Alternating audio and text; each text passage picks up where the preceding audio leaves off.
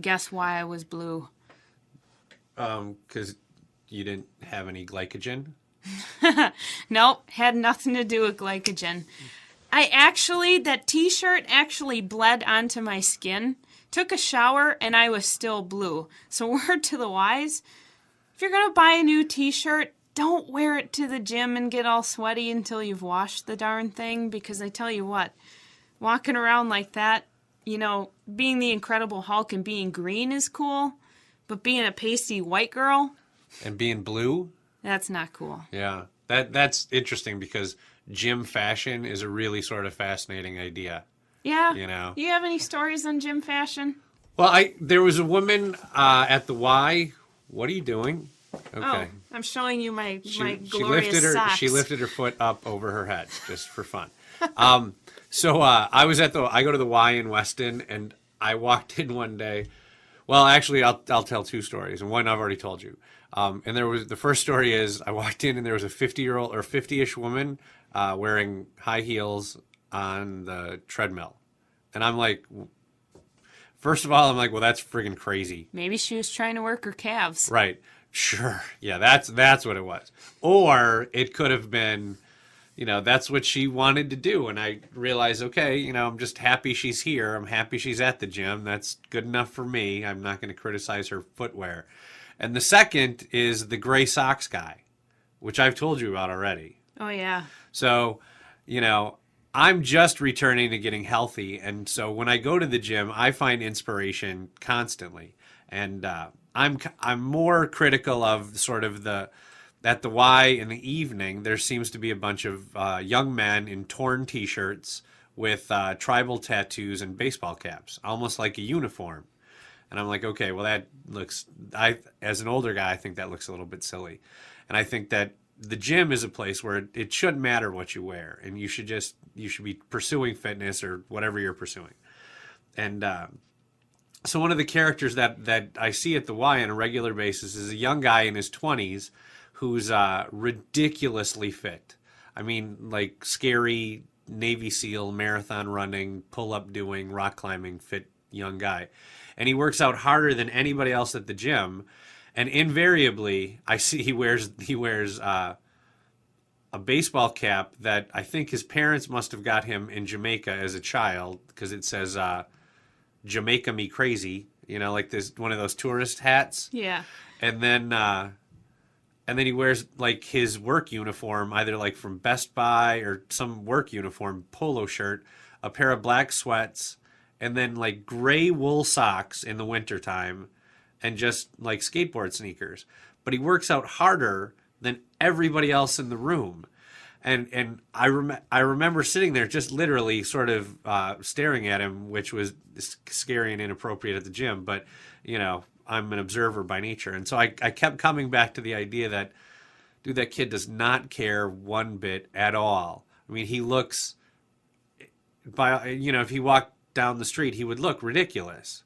But, it's the gym, so none of that matters. None of that matters at all, and he's just there pursuing his fitness goals. And I'm like, dude, that's awesome. If you can be unself-conscious at the gym, that's great, But like Kristy says, you should always wash your shirts before you go because, yeah, you end up bringing home more dye and garbage out of your shirts than anything. I like to wear. Now I own specific gym shirts. I bought Fruit of the Loom cheap shirts at Walmart, and so I can buy like a pack of 7 or 10 or whatever they are, and I can wear them until they fall apart, and then I can just throw them away because they're not really sort of appropriate for public, but they're okay for the gym. So yeah. I have kind of a funny tidbit about gym wear that I didn't even think of until now. Is, as a woman, I think we have the most diverse opportunity for what we can possibly wear to the gym. Oh, God, yeah. Because it's like, in what scenario out in the world is it socially acceptable for us to actually wear a bra-like thing and spandex-type shorts? Really, that's an option for us. And then I think it's a good option. Well, I guess it depends on who's thinking about that one. No. But then on the polar opposite side, we can slap on the most hideous, biggest sweatpants and largest t-shirt we could ever find.